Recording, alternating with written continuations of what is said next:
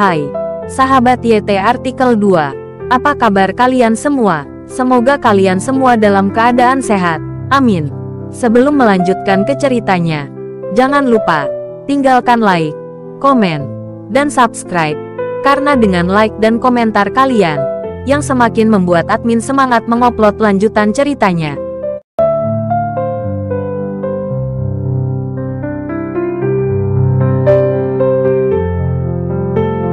Episode 476. Kisah Aditya, anak bos besar yang berpura-pura miskin. Nicholas tidak pernah membayangkan Aditya berani memukulnya dalam keadaan seperti itu. Karena lengah, Nicholas ditampar begitu keras, hingga kepalanya pusing, dan dia tertegun. Bodoh sekali, Nicholas segera menyentuh wajahnya setelah dia menyadari apa yang dia lakukan. Ada 5 bekas jari di wajah, 500 juta yang dikatakan Aditya. Dia benar-benar memberikannya. Bang, Aditya menamparnya dari kiri ke kanan lagi. Aku akan memberimu 1 miliar lagi, teriak Aditya. Oke, kamu benar-benar pandai mencari mati. Nicholas menunjuk dengan marah ke arah Aditya, dan kemudian melambai ke Mustafa dan beberapa pria berbaju hitam di belakangnya. Tiba-tiba, Mustafa memimpin beberapa pria berbaju hitam.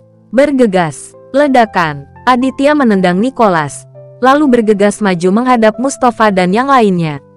Mustafa bingung, bukankah seharusnya Aditya melarikan diri saat ini? Kenapa masih tenang? Klik, aduh, sebelum Mustafa bangun, Aditya menendang betisnya. Mustafa jatuh, menahan kakinya yang patah kesakitan dan menangis. Apa yang sedang terjadi? Orang-orang berbaju hitam semuanya tercengang di sana, lupa berurusan dengan Aditya lagi. Karena dia tidak melihat dengan jelas bagaimana Aditya menendang sekarang. Kaki Mustafa patah, dan kecepatan serangan Aditya terlalu cepat.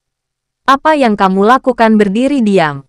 Cepat bunuh Aditya. Selena berteriak pada beberapa pria berbaju hitam.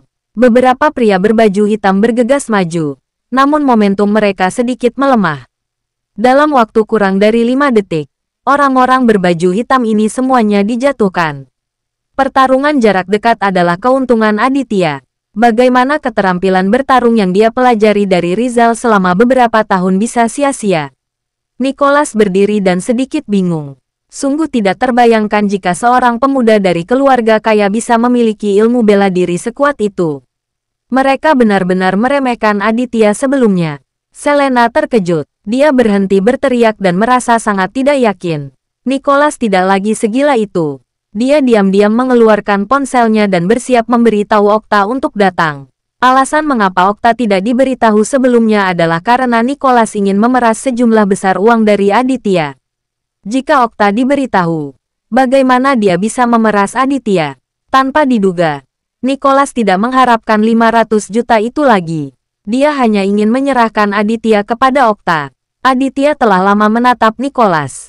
Ketika dia melihat orang ini hendak menggunakan ponselnya untuk menelepon seseorang, Aditya tiba di depan orang ini dalam beberapa langkah.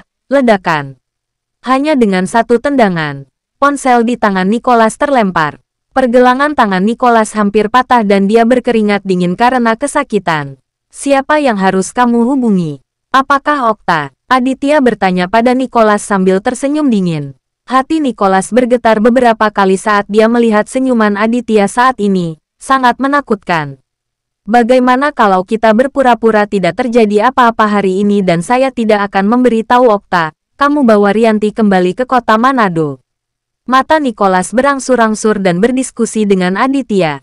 Setelah mendengar ini, Aditya tidak bisa menahan cibiran di dalam hatinya.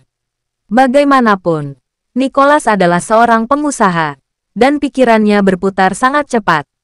Tapi tidak mungkin membiarkan Nicholas pergi. Aditya adalah orang yang harus membalas dendam. Bagaimana Aditya bisa menelan nafasnya setelah diplot oleh Nicholas seperti ini? Dan lelaki tua Okta itu masih belum yakin. Dan dia benar-benar bekerja sama dengan Nicholas untuk membuat jebakan semacam ini. Datang dan berkomplot melawanku. Ketika Aditya memikirkan hal ini, dia mendengus dingin. Nicholas, maukah kamu berbisnis dengan saya? Tapi Anda bersikeras berkomplot melawan saya. Apakah Anda pikir Anda sudah gila? Aditya memarahi Nicholas tanpa ampun. Wajah Nicholas berubah menjadi pucat setelah dimarahi. Tetapi dia tidak berani membalas. Karena dia tahu itu dia dan anak buahnya. Tidak ada cara untuk menghadapi Aditya. Aditya tidak mengatakan apa-apa lagi. Dia khawatir Rianti juga sedang direncanakan. Jadi dia menelepon Rianti. "Tuan, apakah Anda baik-baik saja?" Suara Rianti terdengar. Wanita cantik ini masih mengantuk dan dia pasti akan tidur. "Jangan tidur Rianti. Kemasi barang-barangmu dan segera datang ke kamarku. Nomor kamar 608. Aditya berkata kepada Rianti dengan sangat serius. Rianti di ujung telepon tertegun. Setelah beberapa detik, dia berbisik dengan gembira, "Tuan, saya sama sekali tidak siap secara mental. Bagaimana Anda bisa melakukannya? Apa yang terjadi padaku?" Aditya tidak bereaksi untuk beberapa saat dan bertanya pada Rianti. "Sudah larut malam dan kamu masih membiarkan orang datang ke kamarmu." Rianti sangat pemalu, tetapi nadanya sangat menggairahkan. Dia tidak bisa menahan kegembiraan di hatinya. Tuan muda akhirnya tertarik padanya. Bagaimana mungkin dia tidak bersemangat? Baru pada saat itulah Aditya mengerti bahwa Rianti telah salah paham. "Cepat ke sini." Oke, aku akan segera ke sana." Rianti berulang kali menyetujuinya dan segera menutup telepon. "Saya harap Anda dapat mempertimbangkan apa yang baru saja saya katakan. Tidak peduli apa yang kamu lakukan padaku, kamu tidak akan bisa meninggalkan Palu County. Mengapa kita tidak berteman?" Sebelum Nicholas menyelesaikan kata-katanya, dia dipukul dengan keras di wajahnya. Aditya yang memukulnya, dan dia meninju hidung Nicholas hingga berdarah. Nicholas kesakitan dan menjerit. Dia menutup hidungnya dan berhenti berkata, "Tuan, apa yang terjadi?" Rianti masuk kamar Aditya saat ini dan melihat begitu banyak orang tergeletak. Dia benar-benar terkejut. "Berhenti bertanya lagi dan ikuti aku kembali ke Manado." Aditya berkata kepada Rianti, dengan suara yang dalam. Rianti mengangguk dengan cepat. Dia juga tahu bahwa sesuatu yang besar telah terjadi. Dia tidak berani bertanya lagi saat ini dan hendak meninggalkan hotel bersama Aditya. Aditya tahu bahwa jika dia melangkah maju, Nicholas dan yang lainnya akan segera menelepon dan menimbulkan masalah. Setelah memikirkannya, Aditya berteriak kepada Nicholas dan yang lainnya, "Serahkan semua ponselmu." Nicholas disiksa dengan sangat kejam sehingga dia tidak berani kepada Aditya dan menjadi orang pertama yang menyerahkan ponselnya. Berikutnya adalah Selena, Mustafa dan orang-orang berbaju hitam yang tergeletak. Aditya memasukkan ponsel ini ke dalam kantong plastik, menghancurkan telepon rumah di dalam kamar, dan membawa Rianti keluar kamar. Setelah meninggalkan gerbang hotel, Aditya memanggil taksi. "Tuan, Anda mau pergi kemana?" tanya sopir taksi pada Aditya. "Tinggalkan daerah ini dulu." Taksi itu membawa Aditya dan Rianti dan segera meninggalkan daerah itu.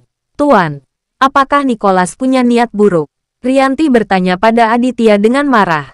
"Ya," Aditya mengangguk, lalu mengeluarkan ponselnya dan menelepon Dilan. "Bawa lebih banyak orang dan datang ke Kabupaten Palu," kata Aditya dan menutup telepon. Dia memperkirakan Okta juga telah tiba di Palu, tetapi Nicholas belum memberi tahu Okta. Mata Aditya bersinar dingin saat ini. Malam ini, dia harus membawa kekacauan ke Palu. Bersambung.